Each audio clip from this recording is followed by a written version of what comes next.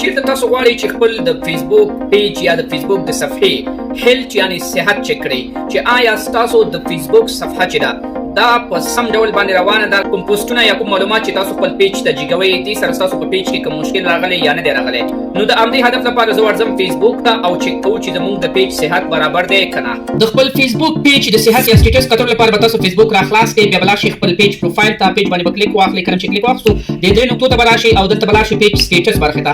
پیج سټیټس باندې به کلیک واخلئ، وګورئ دا پیج مشکل لري، ریسک لاندې د خطر لاندې ډیلیټ کیږي. پیج ریسک کې چیرې تاسو وګورئ د پیج کې درې پوسټونه شوي دي چې غلط پوسټونه دي، د دې له وجې دا پیج چې دا ریسک یا خطر تللی کېدای شي ډیلیټ شي. نو موږ دغه پوسټ باندې هر یو باندې داسې کلیک اخلو، بیا ریویو ته ځو او ریویو کې دغه ریویو ورته په دې طریقه باندې سبمیټ کوو. تاسو خپل ټولو غلط پوسټونو ته همدغسې ریویو ورکړئ او ډن یې کړئ. د ډن نه وروسته به ستاسو پیج څلېرویشت شو نه تر 22 ساعتونو پورې عادي حالت ته راشي. پروفایل باندې کلیک اخلم، بیا ځم درې نقطو ته او بیا ځم پیج سټیټس ته. په سټیټس کې وګورئ د دې په سټیټس کې هیڅ مسله نشته، دا پیج بالکل هیڅ چیزه سم مسله پکې نشته.